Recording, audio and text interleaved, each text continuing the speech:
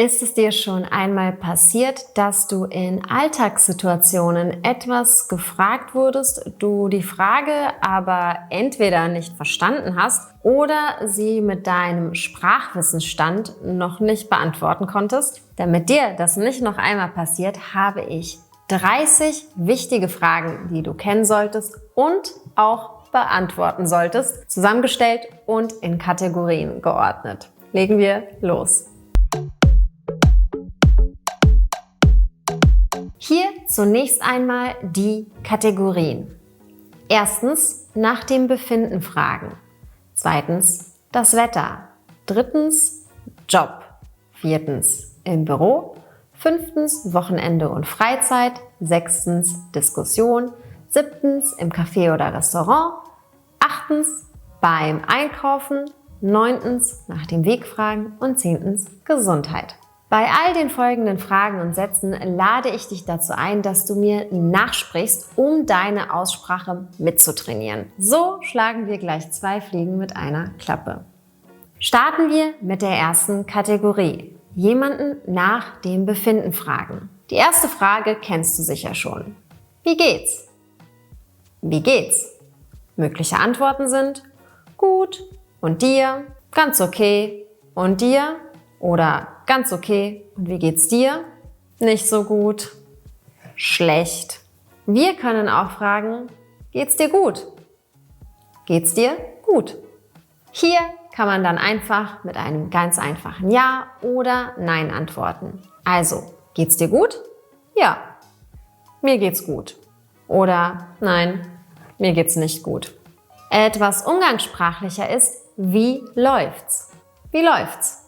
Hier kann man mit alles Paletti soweit antworten oder alles gut. Wie läuft's? Alles Paletti soweit. Alles Paletti und alles gut bei dir kann man dann auch wiederum als Frage stellen. Alles Paletti? Alles gut bei dir? Hier antwortet man dann oft mit sicher, immer doch oder war schon mal besser. Also, alles Paletti bei dir? Sicher, immer doch. War schon mal besser. Wir können auch sagen, was geht? Was geht? Das ist auch umgangssprachlich und antworten können wir wieder mit alles gut. Und was geht bei dir? Alles gut. Und was geht bei dir? Oder nichts geht bei mir. Und bei dir? Nichts geht bei mir. Und bei dir? Wiederholen wir noch einmal. Was geht? Alles gut. Und was geht bei dir? Nichts geht. Und bei dir? Und hier kommt die wohl einfachste Variante. Und diese ist einfach nur na, na. Hier antworten wir oft mit ja, alles gut. Und bei dir? Ja, alles gut. Und bei dir? Auch alles in Butter hört man manchmal. Auch das ist eine Ja-Nein-Frage und kann dementsprechend beantwortet werden wie bei alles Paletti. Also, und alles in Butter? Jo, alles in Butter. Alles in Butter? Ja, sicher, immer doch. Oder als negative Antwort, nee, nichts ist in Butter. Oder nein, leider nicht. Die nächste Kategorie ist das Wetter. Mögliche Fragen sind zum Beispiel, wenn man wissen möchte, ob das Wetter gut oder schlecht wird, wie wird das Wetter heute? Wie wird das Wetter heute? Oder was sagt die Wettervorhersage? Was sagt die Wettervorhersage? Mögliche Antworten sind, das Wetter soll schön werden. Das Wetter soll schön werden. Heute soll die Sonne scheinen. Heute soll die Sonne scheinen. Oder heute soll es kühl werden. Heute soll es kühl werden. Oder auch heute soll es regnen. Heute soll es regnen. In der nächsten Kategorie dreht sich alles um allgemeine Fragen zum Thema Job oder im Job. Wenn wir wissen möchten, welchen Job jemand hat, fragen wir, was machst du beruflich? Was machst du beruflich? Antwort: Ich bin Lehrerin oder ich bin Lehrerin von Beruf. Achtung, hier steht vor dem Beruf kein Artikel. Ich bin Lehrerin und nicht ich bin die Lehrerin oder eine Lehrerin. Man könnte auch fragen, wo arbeitest du?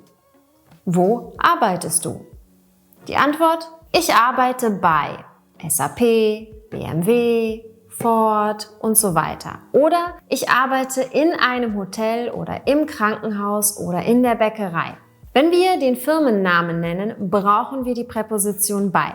Wenn wir mit dem Beruf zum Beispiel ein Gebäude beschreiben möchten, zum Beispiel ein Krankenhaus oder die Bäckerei oder einen Supermarkt, dann benutzen wir in plus Dativ. Also, ich arbeite bei BMW, aber ich arbeite in einem Autohaus. Und wenn wir schon beim Thema Job sind, gehen wir gleich zur Kategorie Fragen im Büro über. Wenn du in einem Büro arbeitest, wirst du folgende Fragen vermutlich häufiger hören. Hast du einen Moment? Damit möchte man jemanden kurz um ein Gespräch bitten. Hast du einen Moment? Die positive Antwort könnte dann sein: Ja, sicher. Ja, sicher. Und weiter: Was kann ich für dich tun? Wenn du also besonders höflich sein möchtest, sagst du: Ja, sicher. Was kann ich für dich tun? Eine negative Antwort wäre hingegen: Tut mir leid, gerade geht es nicht. Passt es in einer Stunde? Tut mir leid, gerade geht es nicht. Passt es in einer Stunde? Wenn du neu bist und du dich zum Beispiel am Computer anmelden möchtest, benötigst du oft ein Passwort. Danach fragen kannst du folgendermaßen: Wie lautet das Passwort für den Computer? Wie lautet das Passwort für den Computer? Antwort: Das Passwort lautet. Das Passwort lautet.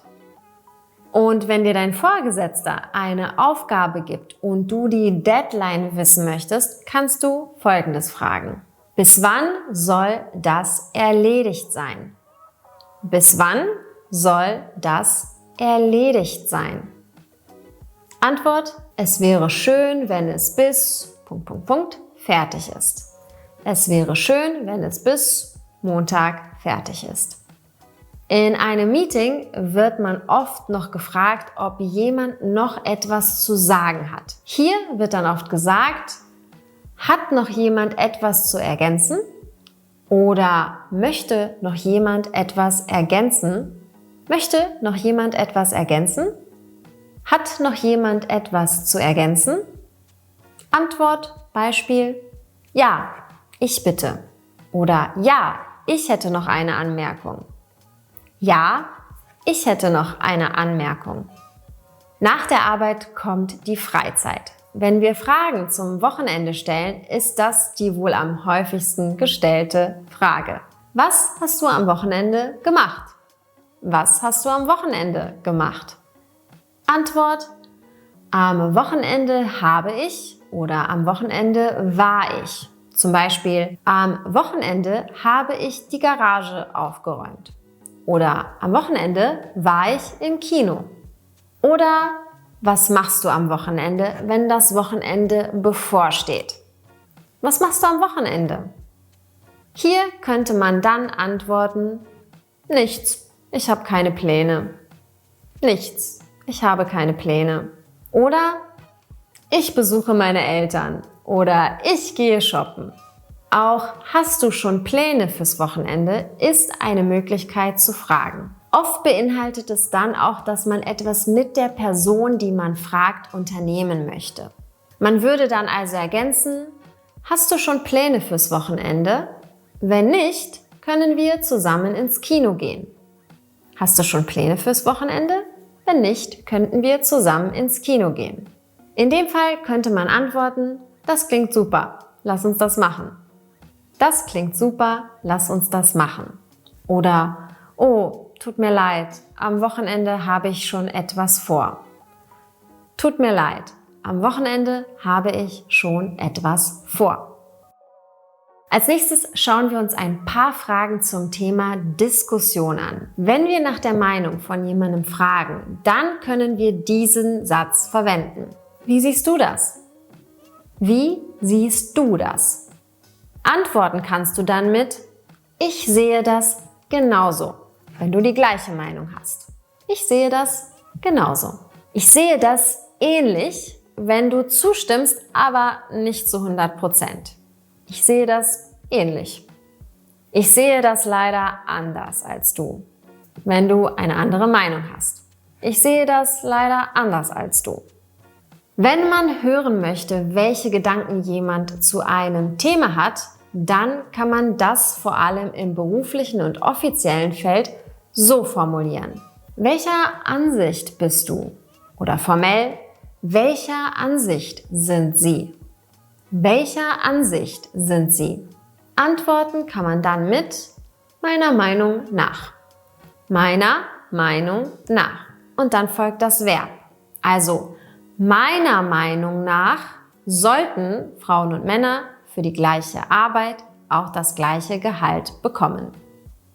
Das nächste Thema dreht sich um Ausdrücke im Café oder Restaurant. Wenn wir also im Café oder Restaurant sind, gibt es 2 Fragen, die du sicher schon öfter gehört hast. Wenn du zum Beispiel einen Kaffee bestellst, kommt immer die Frage: Zum Mitnehmen oder hier trinken? Zum Mitnehmen oder hier trinken? Die Antwort ist dann ganz einfach. Entweder zum Mitnehmen bitte oder zum hier trinken bitte. Zum hier trinken bitte. Eine andere häufig gestellte Frage ist auch, welche Größe? Welche Größe? In manchen Cafés oder Coffeeshops werden in der Regel 3 Größen angeboten. Klein, mittel, groß. Manchmal werden sie auch Tall, Grande, Venti genannt. Diese Bezeichnungen sind aber nicht aus der deutschen Sprache, repräsentieren jedoch klein, mittel und groß. Wenn man noch mit einer weiteren Person bestellt, dann wird man bei der Rechnung oft gefragt, zusammen oder getrennt? Zusammen oder getrennt? Das ist die Kurzversion von zahlen Sie zusammen oder getrennt, beziehungsweise zahlt ihr zusammen oder getrennt. Auch hier ist die Antwort ganz einfach, entweder zusammen bitte oder getrennt bitte. Also nochmal. Zahlt ihr zusammen oder getrennt? Zusammen bitte. Wenn du in der Stadt shoppen warst, ist es sicherlich schon einmal vorgekommen, dass ein Verkäufer auf dich zugekommen ist, wenn du in einem Laden warst und er hat dich Folgendes gefragt oder sie hat dich Folgendes gefragt. Kann ich Ihnen weiterhelfen? Kann ich Ihnen weiterhelfen? Wenn dir jemand diese Frage stellt, kannst du ganz einfach antworten: Ja, bitte, ich suche einen roten Pullover. Ja, bitte, ich suche einen roten Pullover oder irgendein anderes Kleidungsstück. Und wenn du keine Hilfe benötigst, kannst du sagen: Nein, danke, ich schaue mich nur um. Nein, danke, ich schaue mich nur um. Eine Alternative für diese Frage ist: Kommen Sie zurecht? Kommen Sie zurecht? Auch hier die Antwort: Vielen Dank, ich komme zurecht. Vielen Dank, ich komme zurecht. Oder nein, ich brauche Ihre Hilfe. Ich brauche Ihre Hilfe. Eine Frage, die du wiederum vermutlich beim Einkaufen stellen würdest, ist die Frage nach einer anderen Kleidergröße. Zum Beispiel: Haben Sie den Pullover oder ein anderes Kleidungsstück auch in Größe S? Haben Sie den Pullover auch in Größe S? Eine andere für dich relevante Frage könnte sein: Wo finde ich die Umkleidekabine? Wo finde ich die Umkleidekabine? Beim nächsten Thema geht es um die Orientierung. Wenn du in einer Stadt bist und nicht weißt, wo du etwas findest, wirst du vermutlich nach dem Weg fragen, sofern Google Maps nicht funktioniert. Die Frage wäre: Wo finde ich den Bahnhof? Oder wo ist der Bahnhof? Also, wo finde ich den Bahnhof? Wo ist der Bahnhof? Diese Frage kann natürlich auch dir gestellt werden. Für die Antwort brauchst du dann Richtungen oder Direktionen. Hier einmal die wichtigsten. Links, rechts, geradeaus, herum, an der Kreuzung links oder rechts, an dem Supermarkt vorbei. Eine mögliche Antwort wäre dann, gehen Sie zuerst geradeaus, dann an der Kreuzung rechts und dann immer weiter geradeaus. Der Bahnhof befindet sich auf der rechten Seite. Wenn wir den Weg beschreiben, benutzen wir übrigens gerne den Imperativ. Also gehen Sie, fahren Sie oder informell geh, fahr. In diesem Kontext ist es dann auch nicht unhöflich, sondern ganz normal.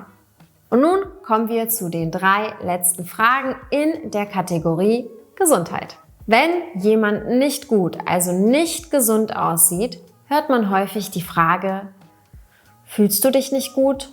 Du siehst krank oder blass aus.